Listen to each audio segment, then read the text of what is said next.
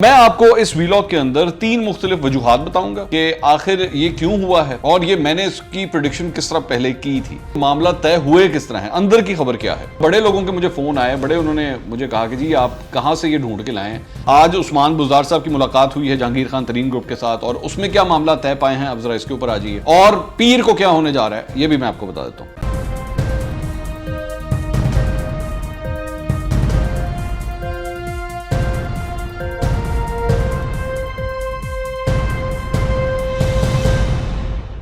अस्सलाम वालेकुम नाज़रीन, मैं हूं मंसूर अली खान। अपने YouTube चैनल के ऊपर आपको खुशामदीद कहूंगा। सबसे पहले आपसे दरख्वास्त के चैनल को सब्सक्राइब करना मत भूलिएगा और बेल आइकन जरूर प्रेस कीजिएगा।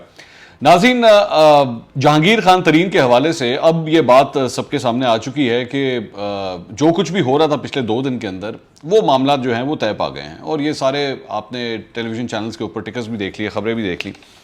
अब मैं आपको इस वीलॉग के अंदर 3 मुख्तलिफ वजूहात बताऊंगा कि आखिर ये क्यों हुआ है और ये मैंने इसकी प्रेडिक्शन किस तरह पहले की थी। और आपने मेरे सारे वीलॉग्स देखे होंगे अगर तो मैंने उसके अंदर पहले ही बताया था कि जनाब कुछ नहीं होना, हाथ हौला रखो, कोई परेशानी वाली बात नहीं है। और उसके बाद वीलॉग के आखिर में चल के मैं आपको ये भी बताऊंगा कि मामला तय हुए किस तरह है, अंदर की खबर क्या है, एक्चुअली किन मामलात के ऊपर जो है वो जिसे कहते हैं ना डील हो गई है। वो तो कहते हैं मैं एनआरओ नहीं दूंगा, लेकिन डील हुई क्या है ये मैं आपको बताऊंगा। और इसके साथ साथ आपको ये भी बताऊंगा कि पीर वाले दिन क्या होने जा रहा है। वैसे तो ज़्यादातर लोगों को इस बात का पता है जी, पीर वाले दिन चौधरी निसार अली खान जो हैं वो आके पंजाब असेंबली में हलफ उठाने जा रहे हैं, लेकिन इसके अलावा भी पीर वाले दिन एक बहुत बड़ी डेवलपमेंट होने जा रही है। मैं उसकी तफसीलात भी आपके साथ शेयर करूंगा। सबसे पहले आ जाइए जहांगीर खान तरीन के मामले में। देखिए, कोई भी जो अच्छा सहाफ़ी होता है ना, जिसने एक्चुअली खबर की सेंस को समझना हो, तो ये बहुत ज़रूरी होता है कि जब वो वाक़या पेश आ रहा है, जिस वक्त कोई वाकया होता है, मिसाल के तौर पे कोई बम धमाका होता है, वो सडनली होता है, एक खबर आती है, तो उसके बाद आपका नी जर्क रिएक्शन क्या होता है, सडन रिएक्शन क्या होता है, फौरन आप क्या कहते हैं। बहुत से लोगों ने, बहुत से साफियों ने, मैंने कई यूट्यूबर्स को भी मैंने उस वक्त देखा कि उन्होंने एकदम आनन फानन जैसे ही उन्होंने ऐलान किया, आपको याद होगा जहांगीर खान तरीन के इस ग्रुप की जब मुलाकात हुई तो उन्होंने जनाब एकदम ऐलान किया कि जी हम अब ये ग्रुप बन रहा है और हमारे एक पार्लिमानी लीडर होंगे। और बस उसके बाद वो कई यूट्यूबर्स आए, कई सहाफ़ी आए, सोशल मीडिया के ऊपर भी उन्होंने ठा ठा ठा ठा ठा कहना शुरू कर दिया, बस जी गई पाकिस्तान तहरीक इंसाफ की हुकूमत और ये हो गया तो वो हो गया। ये एक ऐसी बेसिक गलती है जो कभी भी नहीं करनी चाहिए। वो क्यों नहीं करनी चाहिए कि आप 1 मिनट के लिए ज़रा जिसे कहते हैं ना ब्रॉडर वे से देखें, जिसे ड्रोन का जिसे कहते हैं ना, ड्रोन का जो एक शॉट होता है ना, वो एरियल शॉट होता है, वो ऊपर से देखता है मामलात को, वो इतने करीब से नहीं देखता। जब वो करीब से देखता है ना तो वो चूंकि उसकी नज़र सिर्फ उस हद तक, उस वाक़े तक होती है, तो वो कहता है लो जनाब बस होने लगा है काम। आप थोड़ा सा ज़रा वाइडर एस्पेक्ट देखें, और भी चीज़ें, और भी फंडामेंटल जिसको है उसको भी वेन करते हैं, उसके बाद आप किसी नतीजे पर पहुँचते हैं। बेसिकली हुआ क्या था कि जब ये वाक़या हुआ तो उससे पहले चंद ऐसी डेवलपमेंट्स हो रही थी जो ये इस बात का सबूत था कि कुछ नहीं होगा। और मैं बार बार ये कहता रहा कि कुछ नहीं होगा, इतना ओवर एक्साइटेड होने की जरूरत नहीं है, कुछ नहीं होना। मैं बार बार ये बात कहता रहा और अल्टीमेटली हुआ भी क्यों। अब मैं आपको उसकी वजूहात बताता हूं कि मैं एक्चुअली इस नतीजे पे किस तरह पहुंचा हुआ था, वो मैं आपको बताता हूं। देखिए, सबसे पहले मैंने अपने एक व्लॉग में बात की थी कि जनाब ये खबर आई है कि जहांगीर खान तरीन और इमरान खान साहब की मुलाकात हुई है। मैंने उस मामले में क्या बात कही थी सुनिएगा। जनाब मामला तय पा गए हैं और मामला तय पा गए हैं बजट के हवाले से कि बजट जो है वो आराम से पास कर दिया जाएगा। और जहांगीर तरीन का जो ग्रुप है, जो कौमी असेंबली के अंदर मौजूद है या पंजाब असेंबली में मौजूद है, क्योंकि एक तो विफाकी बजट पास होना है, दूसरी जगह पंजाब असेंबली का बजट भी पास होना है, ये ग्रुप उनके लिए कोई प्रॉब्लम क्रिएट नहीं करेगा। अब ये आपने देखा, मैंने इसके अंदर स्ट्रेट फॉरवर्डली बताया था कि जनाब ये मामला जो है वहां पे उस मुलाकात में तय पा गए हैं और इसके अंदर एक तीसरा फरीक भी मौजूद था इस मुलाकात के अंदर। ये बहुत सिग्निफिकेंट चीज़ है, ये कोई छोटी बात नहीं है। तो एक तो ये पहली वजह ये होगी। अच्छा, फिर दूसरी वजह जो है वो अली जफर साहब के हवाले से था कि अली जफर साहब की रिपोर्ट, और रिपोर्ट के ऊपर तमाम नजरें हैं। और रिपोर्ट जो है, अब मैं आपको बताता हूं कि ये रिपोर्ट जो है वो हुकूमत की गले की हड्डी किस तरह बन चुकी है कि जो ना निगली जा रही है ना उगली जा रही है। अली जफर साहब की रिपोर्ट के हवाले से मैंने क्या कुछ कहा था, अब जरा वो देखिएगा कि जी अली जफर साहब एक शख्स ने जो है वो ये तहकीकात की हैं, तो इसकी बुनियाद के ऊपर जहांगीर तरीन के ऊपर लगने वाले इल्जामात धो दिए जाए या तहकीकात खत्म कर दी जाए। नहीं, इस तरह नहीं हो सकता। और अगर इस तरह हुआ या अगर इस तरह इस हुकूमत ने करने की कोशिश की तो फिर ये किसी डील का ही नतीजा कहलाएगा और इससे कम कुछ नहीं होगा। ये वक्ती तौर के ऊपर जो है मामले को ठंडा करने के लिए अली जफर साहब को जो है बीच में लाना एक कोशिश तो हो सकती है, लेकिन इससे ज्यादा कुछ नहीं है। अब ये आपने देखा, अब अली जफर साहब की इस रिपोर्ट के साथ इशू क्या है, ये मैं अब आपको समझाता हूं। देखिए, दो ही सूरतें होंगी, या तो रिपोर्ट जो है वो आएगी कि जनाब जहांगीर खान तरीन साहब जो हैं वो गिल्टी हैं और जहांगीर खान तरीन साहब के खिलाफ जो कुछ भी हो रहा है वो बिल्कुल ठीक हो रहा है। अगर तो ये सूरत हाल होती है तो फिर जहांगीर खान तरीन साहब का एक ग्रुप जो है वो दोबारा रीएक्टिवेट हो सकता है और वो दोबारा जो है वो जो कुछ भी हाजिराई करना चाह रहा है या पंजाब हुकूमत को हिलाना चाह रहा है या वफाकी हुकूमत में जो कुछ भी करना चाह रहा है, ये दोबारा रीएक्टिवेट होगा। लेकिन ज्यादा चांस इसका फिर भी फोकस जो है वो पंजाब हुकूमत की तरफ रहेगा, नॉट द फेडरल गवर्नमेंट।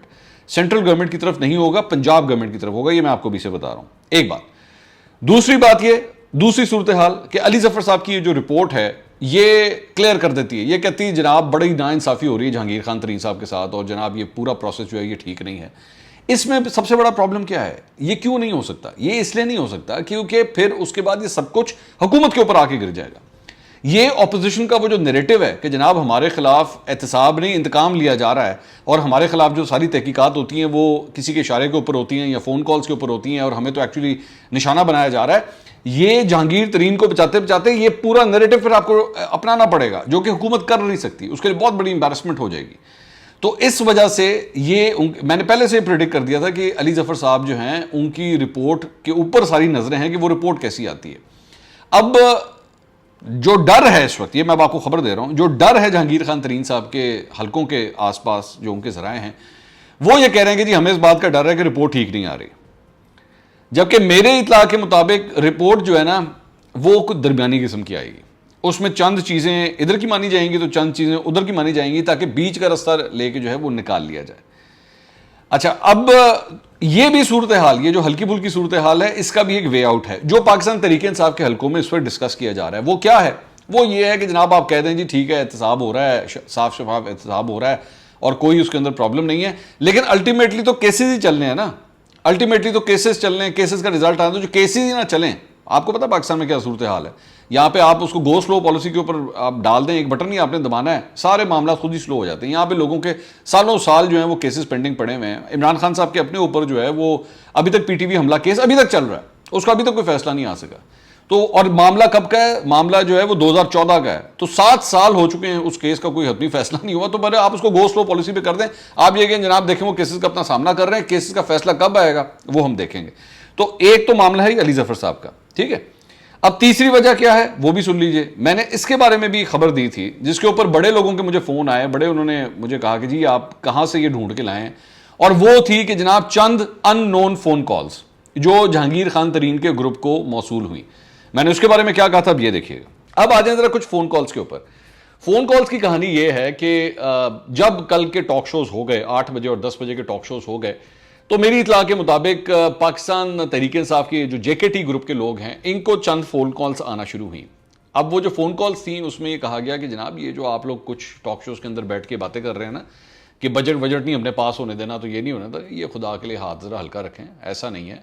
हमने पाकिस्तान को आगे लेके चलना है। और ठीक है, आप अपनी वो जिसे कहते हैं ना हल्की फुल्की मौसीकी करते रहें।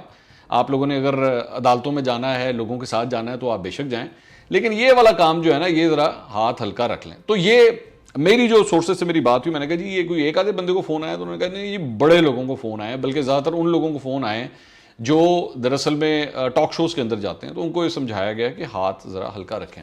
अब ये वो बात है जो मैं आपसे पहले कह रहा था कि होना कुछ नहीं है, फिलहाल कुछ नहीं होना, लेकिन जब होना होगा तो वो भी एक इसी तरह की फ़ोन कॉल्स के ज़रिए हो जाएगा। तो ये सूरत हाल है।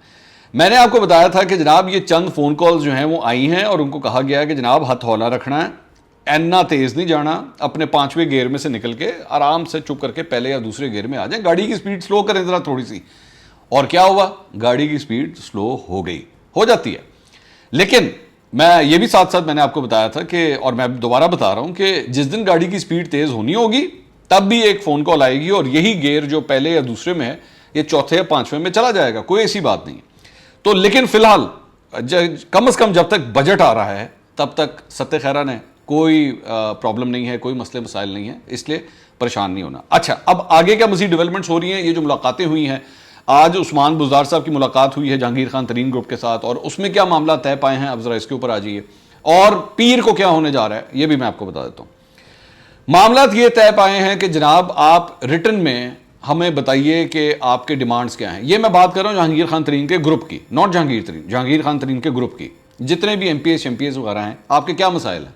उनके दो मसाइल हैं, वो मैं आपको बता देता हूं। एक है जनाब के बजट आ रहा है, हमें इसके अंदर फंक्शंस चाहिए, हमारी जो स्कीमें उसको अप्रूव करें, हमारे इलाकों के अंदर जो स्कीमें हमने प्रपोज की हुई हैं उनको अप्रूव करें, एक चीज़। दूसरा, ट्रांसफर्स और पोस्टिंग्स, हमारे इलाके के अंदर जो ट्रांसफर्स की गई हैं, हमारे पसंद के जो सरकारी अफसरान हैं जो लगाने चाहिए थे वो लगाएं, क्योंकि पिछले दिनों के अंदर, पिछले चंद हफ्तों के अंदर जो है उन अफसरों को जो है वहां से ट्रांसफर कर दिया गया है, वो लोग जो इन्होंने लगवाए हुए थे। तो जरा हुकूमत ने थोड़ा सा इनका पेच कसा था, उसके हवाले से वो ये कह रहे हैं कि जनाब इन्हें दोबारा ढिला करो, क्योंकि इस तरह नहीं हम काम कर सकते आप इस मामले। तो वो उस्मान बुज़ार साहब ने कहा जी आप मुझे लिख के दे दें, कोई ऐसी बात नहीं, आपके ये मसाइल हल हो जाएंगे। अब आ जाइए पीर वाले दिन क्या होने जा रहा है। पीर वाले दिन जनाब कहानी ये है कि 4 बजे जो है वो जहांगीर खान तरीन ग्रुप जो है वो पंजाब असम्बली के अंदर उनको एक मीटिंग कॉल कर ली गई है, और वो पूरा ग्रुप जो है वो पंजाब असम्बली के अंदर इकट्ठा होगा। और अभी तक की इतलात के मुताबिक, लेकिन ये कंफर्म नहीं है, कि उसके बाद रात को एक अदद इशाया भी होना है। सो इसलिए वो जो जिसे कह रहे थे ना कि वो जो पहाड़ जो है वो लावा उगल रहा था, आग का लावा उगल रहा था, और दे धड़ाधड़ इधर नहीं छोड़ेंगे, वो नहीं करेंगे, देखते हैं हुकूमत किस तरह चलती है, तो पंजाब का बजट के देखते हैं किस तरह पास होता है और हम वॉकआउट कर जाएंगे, वो सब कुछ फिलहाल अब साइड पे हो गया है। अब आइए बैठ के बात करते हैं, आइए बैठ के मसाइल को हल करते हैं। तो ये जो सीरीज थी ना, ये जो मैंने आपको पूरे इस व्लॉग में समझाई, ये चंद ऐसे बेसिक फंडामेंटल फैक्टर्स थे जिसकी बुनियाद के ऊपर मैंने डे 1 से बात कही थी कि ये कुछ नहीं होना, ये सिर्फ और सिर्फ हवाई फायरिंग हो रही है और इसके अलावा कुछ नहीं है। लेकिन ये हवाई फायरिंग जो है वो स्ट्रेट फायर में किस दिन तब्दील होगा, इसके लिए चंद फोन कॉल्स आएंगी और उसके बाद बंदूक का जो रुख है वो सीधा हो जाएगा। अगले व्लॉग में दोबारा मुलाकात होगी। अल्लाह हाफिज।